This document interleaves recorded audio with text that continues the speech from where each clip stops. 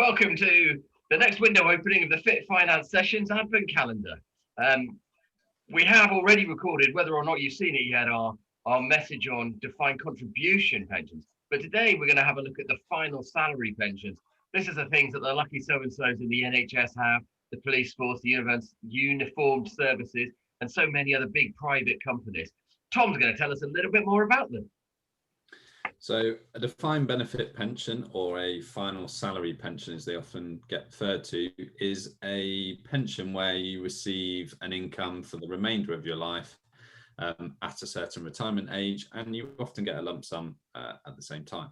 And that's generally calculated by you receive a percentage of your total earnings of that year. So it might be 1/80th of your salary of, say, 40 or 50,000 pounds, and that little section is then yours to keep for the remainder of your time. And each year the scheme will decide to revalue those benefits up until your retirement age, and then also they'll escalate those benefits post-retirement. And what it generally means is those benefits will keep pace with inflation for the remainder of your life. You generally get spouses benefits in there as well. So if you're married or got a civil partner, generally you'll receive 50% of the income you've built up, but sometimes some schemes are more advantageous. Yeah, that's it in a nutshell. Wow. So what you're telling me is a final salary pension gives you a guaranteed income for the rest of your life, linked to inflation, probably also with some benefit that goes to your husband or wife if you die before them. That sounds amazing. Tim, what's the risk? The flip side to that exact coin is flexibility, isn't it? And that concept of giving you the same income for the rest of your life, or yes, going up with inflation, but your fixed income, is assuming you're just as likely to climb Kilimanjaro as you are at 65 when you retire as you are at 95.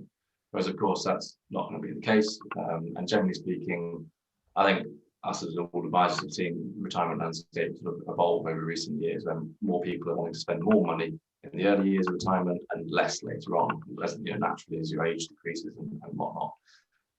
So that is a drawback with it. These DB final salary schemes don't really facilitate that. The flexibility that you get with your defined contribution pension, you can use the money whenever you want to use it.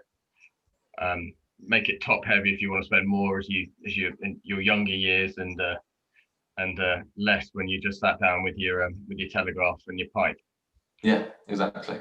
And also, actually, if you were to, so most schemes assume you're going to retire at 65, but there is a normal retirement age for each one in subject. But of course, if you want to retire prior to that age, then it's typically quite punitive for every year that you want to retire prior to this 65, call it, age. Normally it's around 3%. So if you're retiring 5 years early, you're going to lose 15% of your income and lump sum potentially, straight away. So again, there are some quite strict rules that you need to abide by.